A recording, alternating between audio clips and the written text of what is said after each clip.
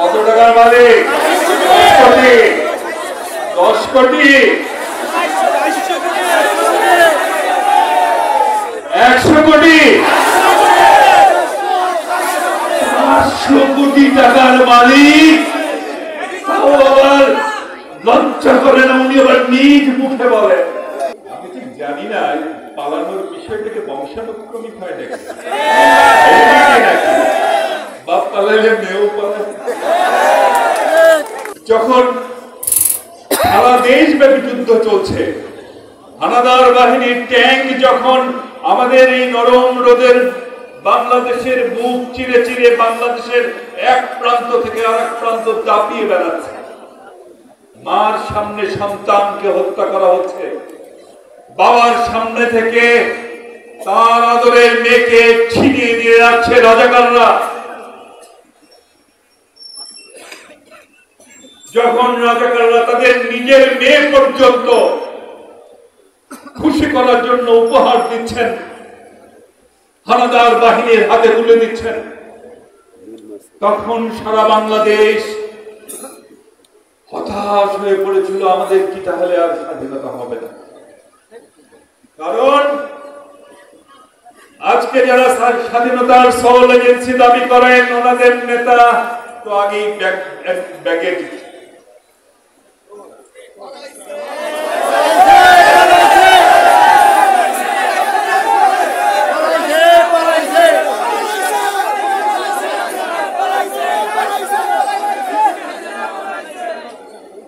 জানি না পালানোর বিষয়টাকে বংশানুক্রমিক হয় নাকি,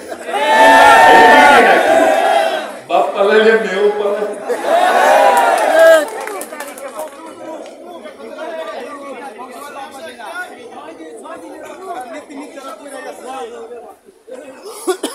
পালিয়ে গেলেন, আর আওয়ামী লীগ নেতারা তো যুদ্ধ করছে। কোথায় যুদ্ধ করছে? এই সীমানার মধ্যে না, বাংলাদেশের সীমানার মধ্যে না, ওই যেখানে এখন আমরা গেছেন ওখানের হোটেলে বসে কিসব খায় না, ওইসব খাচ্ছেন আর স্বপ্নের মধ্যে যুদ্ধ করছেন। ঠিক সেই সময় একজন মানুষ, তার নাম জিয়াউর রহমান, উনি এখন ইটস মাই টাইম, এখন আমার জাতির নেতৃত্ব দেওয়া দরকার, কারণ জাতি এখন ওনার সন্তান, ওনার স্ত্রী বন্দুকের নলের সামনে কার বুকের পাটা আছে? শত্রুর বন্দুকের নলের সামনে নিজের স্ত্রী এবং সন্তানকে রেখে শত্রুর বিরুদ্ধে বিদ্রোহ ঘোষণা, যুদ্ধ ঘোষণা করবার ক্ষমতা এবং সাহস পৃথিবীর কয়টা মানুষের আছে? বান্ডেল থাকলে প্রতি সেনমানিতে টাকা বাঁচবে। বিকাশ সেনমানি বান্ডেল কিনে জিতুন প্রতি লেনদেনে।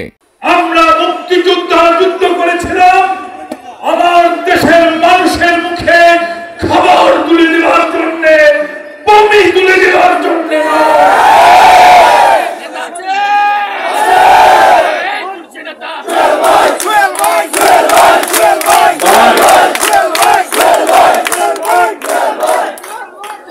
আমরা তো নেতা না ভাই, নেতা হচ্ছেন জিয়াউর রহমান। এমন নেতার বাংলাদেশে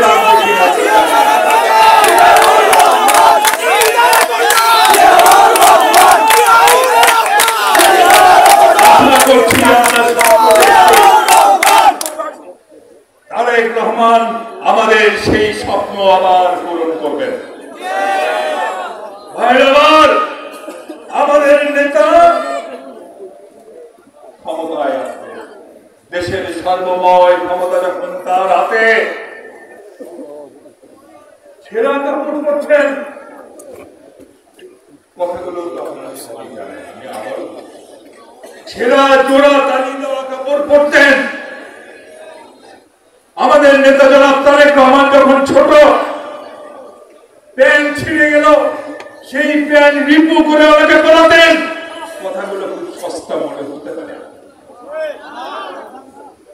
কিন্তু একজন নেতা দেশের সর্বময় ক্ষমতা যার হাতে, ইচ্ছা করলেই যে ক্ষমতা ব্যবহার করে তিনি অনেক বিলাসবহুল জীবন যাপন করতে পারতেন। ওনার সন্তানদের জন্য অনেক বিলাসবহুল ব্যবস্থাপনা করে রেখে দিতে পারেন।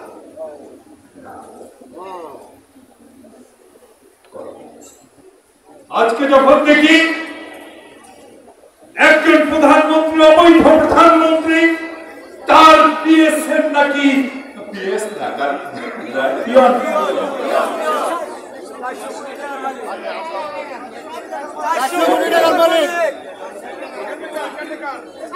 কেউ পিয়ন বলেন, কেউ কেয়ারটেকার বলেন, কেউ চাকর বলছেন, ভুলেই হলো একটা। কত টাকার মালিক? 10 কোটি, 100 কোটি, 500 কোটি টাকার মালিক।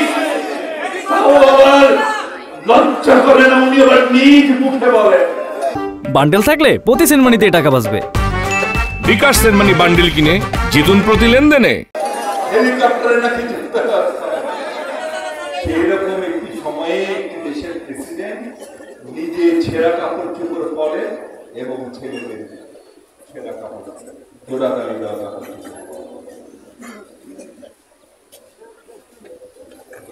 কি বলে এবং দেশপ্রেমিকের প্রেমের পরীক্ষায় নাকি 100-র মধ্যে 100 পাওয়া কখনোই যায়। আমি জিয়াউর রহমানকে 99 দেওয়ার তো কোনো সুযোগ দেখি না।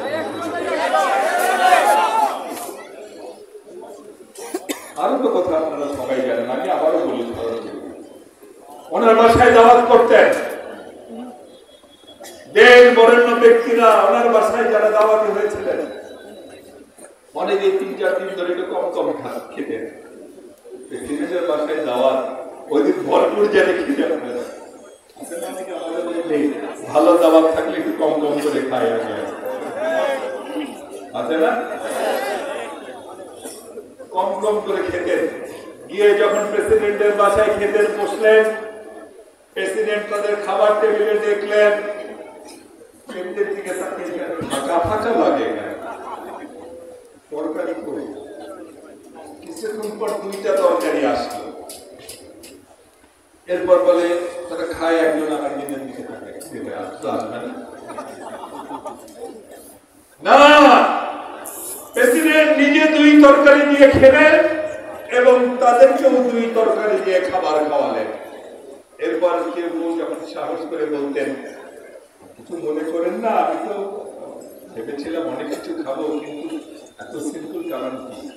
তখন জিয়াউর রহমান সাহেব বলতেন, মিয়া সাহেব শোনেন, এই দেশের মানুষ একজনের বমি আর একজন খেয়েছে, আমি কেবল তাদের 2 তরকারির ব্যবস্থা করে দিতে পেরেছি। যেদিন আমার দেশের প্রতিটি মানুষ 3-4 তরকারি নিয়ে খাবার খাবে, সেদিন আমি তাদের নেতা, সেদিন আমিও খাবো, আপনারাও খাবেন। এর আগে আমি 2 তরকারি